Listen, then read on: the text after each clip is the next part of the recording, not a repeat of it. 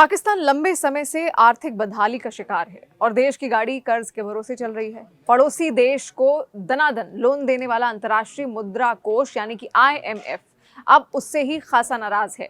दरअसल पाकिस्तान ने उसकी आर्थिक मदद करने वाले इस वैश्विक निकाय को ही गलत डेटा दे दिया, जिससे नाराज आईएमएफ ने पाकिस्तान सरकार से साफ कहा है कि वो अपने व्यापार आंकड़ों में 11 अरब डॉलर की हेरफेर का सार्वजनिक रूप से खुलासा करे और उनका समाधान करे। देखिए, एक रिपोर्ट के अनुसार पाकिस्तान की सरकारी संस्थाओं ने बीते 2 सालों में हेरफेर भरे आंकड़े रिपोर्ट पेश किए थे और इन रिपोर्ट्स में सरकारी सूत्रों के हवाले से बताया गया है कि पाकिस्तान रेवेन्यू ऑटोमेशन लिमिटेड यानी कि पीआरएएल द्वारा रिपोर्ट किए गए आयात का आंकड़ा वित्त वर्ष 2023-24 के लिए पाकिस्तान सिंगल विंडो पीएसडब्ल्यू द्वारा रिपोर्ट किए गए आयात के डेटा से 5.1 अरब डॉलर कम था। अगले वित्तीय वर्ष में यह अंतर बढ़कर 5.7 अरब डॉलर हो गया। पीएसडब्ल्यू के आयात आंकड़ों को ज्यादा व्यापक और सटीक माना जाता है। सबसे बड़ी बात तो यह है कि ये स्टेट बैंक ऑफ पाकिस्तान के फ्रेट ऑन बोर्ड आधारित इंपोर्ट डेटा से भी ज्यादा निकल गए। गौरतलब है कि यही वो आंकड़े होते हैं जिनका इस्तेमाल देश के राय संतुलन की गणना में होता है। आईएमएफ ने कथित तौर पर अपनी समीक्षा वार्ता शुरू होने से पहले पाकिस्तान स्टैटिस्टिक्स ब्यूरो यानी कि पीबीएस से संपर्क किया था। इसके बाद में योजना और विकास मंत्रालय के साथ चर्चा की गई।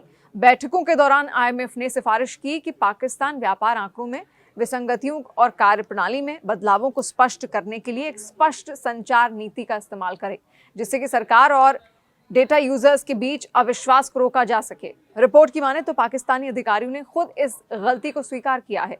उनके मुताबिक जिनेवा स्थित अंतर्राष्ट्रीय व्यापार केंद्र को प्रस्तुत व्यापार आंकड़े व्यापक नहीं थे।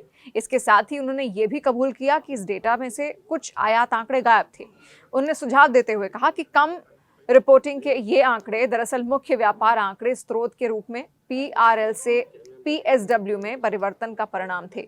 पीआरएल जहां फेडरल बोर्ड ऑफ रेवेन्यू के तहत ये आता है, जबकि पीएसडब्ल्यू एक इंडिपेंडेंट लीगल यूनिट है। इसमें ज्यादातर कस्टम अफेयर्स शामिल होते हैं। पीएसडब्ल्यू डेटा देश के सभी इंपोर्ट एंट्री को कवर करता है। इसमें व्यापार सुविधा योजनाओं से संबंधित एंट्री भी शामिल होती हैं। इससे अलग पीआरएल के डेटा सेट में कच्चे माल के साथ ही अन्य कई कैटेगरी शामिल नहीं हैं। 11 अरब डॉलर से जुड़ा ये हेरफेर तब सामने आया जब अधिकारियों ने पाकिस्तानी आयातकों और चीनी निर्यातकों द्वारा बताए गए व्यापार आंकड़ों की जांच शुरू कर दी। आईएमएफ की सख्ती से पाकिस्तान सरकार भी हिली हुई है। तभी तो एक रिपोर्ट के मुताबिक पाकिस्तानी प्रधानमंत्री शहबाज शरीफ ने यहां तक कहा कि उनकी सरकार अंतर्राष्ट्रीय मुद्रा कोष पर निर्भरता खत्म करने के लिए कदम बढ़ा रही है। उन्होंने मलेशियाई प्रधानमंत्री अनवर इब्राहिम के साथ एक जॉइंट प्रेस कॉन्फ्रेंस में बोलते हुए ये तक कहा कि इसके लिए मलेशिया के साथ आर्थिक सहयोग बढ़ाया जाएगा और पाकिस्तान मलेशिया की साझेदारी के साथ आईएमएफ को हमेशा के लिए टाटा बोलने की तैयारी में है। देखिए, आर्थिक बदहाली से जूझ रहा पाकिस्तान अब एक बार फिर से मदद के लिए हाथ फैला रहा है। प्रधानमंत्री शहबाज शरीफ इस बार मलेशिया पहुंचे हुए। इससे पहले हमने यहाँ जिक्र भी किया कि अब मलेशिया के आगे वो निर्भरता बढ़ाना चाहता है ताकि आईएमएफ पर उसकी निर्भरता खत्म हो। जहां मलेशिया में उन्होंने मलेशियाई पीएम अनवर इब्राहिम से मुलाकात भी की। निवेश और साझेदारी का एक नया राग वहां पर छेड़ा। 2 दिवसीय यात्रा जो कि 6 और 7 अक्टूबर की थी, उस दौरान दोनों नेताओं ने संयुक्त प्रेस कॉन्फ्रेंस भी की। इसमें शरीफ ने साफ कहा कि अभी पाकिस्तान को आईएमएफ कार्यक्रम की जरूरत है, लेकिन अगर मलेशिया साथ दे दे तो हम आईएमएफ से हमेशा के लिए मुक्त हो सकते हैं। कुआलालंपुर में मलेशियाई प्रधानमंत्री के साथ प्रेस कॉन्फ्रेंस के दौरान शहबाज शरीफ ने कहा, हमारी अर्थव्यवस्था को स्थिर करने के लिए इस वक्त आईएमएफ कार्यक्रम जरूरी है, लेकिन हमारा लक्ष्य है कि हम जल्द ही बाहरी वित्तीय निर्भरता से मुक्त हो जाएं। उन्होंने कहा कि पाकिस्तान और मलेशिया के उद्यमियों को मिलाकर संयुक्त निवेश यानी कि जॉइंट इन्वेस्टमेंट करना चाहिए, जिससे पाकिस्तान की आर्थिक बुनियाद मजबूत हो सके। शरीफ ने साफ कहा कि अगर ये सहयोग हुआ तो पाकिस्तान आईएमएफ को हमेशा के लिए अलविदा कह सकता है। शहबाज शरीफ ने मलेशिया से प्रत्यक्ष निवेश यानी कि एफडीआई बढ़ाने और टेक्नोलॉजी, ऊर्जा और कृषि क्षेत्र में साझेदारी का आग्रह किया। उन्होंने कहा, अगर मलेशिया पाकिस्तान में औद्योगिक इकाइयां लगाए तो ये दोनों देशों के लिए फायदेमंद होगा। लेकिन कूटनीतिक विशेषज्ञों के मुताबिक शरीफ का ये रुख पाकिस्तान की गिरती साख को छिपाने का प्रयास है, क्योंकि देश आईएमएफ के नियमों का बार बार उल्लंघन कर चुका है। मई 2025 में आईएमएफ ने पाकिस्तान को लगभग 8,000 करोड़ रुपए यानी कि 1 अरब डॉलर की आर्थिक मदद दी थी। भारत ने इसका विरोध करते हुए कहा था कि आईएमएफ को ऐसे देश को सहायता नहीं देनी चाहिए जो आतंकवाद को बढ़ावा देता है। ऑपरेशन सिंदूर के दौरान भारत ने पाकिस्तान अधिकृत कश्मीर यानी पीओके में आतंकी ठिकानों पर कार्रवाई की थी, जिसके बाद पाकिस्तान की अर्थव्यवस्था और अंतर्राष्ट्रीय साख दोनों को झटका लगा। पाकिस्तान की अर्थव्यवस्था पर उसकी सेना की पकड़ बेहद मजबूत है। रक्षा खर्च और आतंकवादी नेटवर्क को फंडिंग के कारण देश की आर्थिक व्यवस्था चरमराई हुई है। आईएमएफ के साथ हुए $7 अरब की बेल आउट पैकेज की दूसरी समीक्षा में पाकिस्तान 5 में से 3 लक्ष्यों को पूरा करने में नाकाम रहा। ये बताता है कि देश की आर्थिक नीतियां स्थायित्व से ज्यादा राजनीतिक फायदे पर केंद्रित हैं। तो एक ओर मलेशिया के आगे पाकिस्तान गिड़गिड़ा रहा है, वहीं दूसरी ओर अमेरिका से भी वो भीख मांग रहा है। देखिए, इस साल मई में ऑपरेशन सिंदूर के दौरान पाकिस्तानी आर्मी के बड़े पैमाने पर नुकसान उसको उठाना पड़ा था। इस संघर्ष के दौरान पाकिस्तान को अमेरिका से मिले F-16 लड़ाकू विमान ध्वस्त हुए। वहीं स्वीडन निर्मित अवॉक्स विमान और ध्वस्त रडार सिस्टम और कमांड सेंटर भी भारत के हमलों में क्षतिग्रस्त हुए थे। इससे पाकिस्तान की आर्मी को इन उपकरणों की तत्काल मरम्मत के लिए संघर्ष करना पड़ा।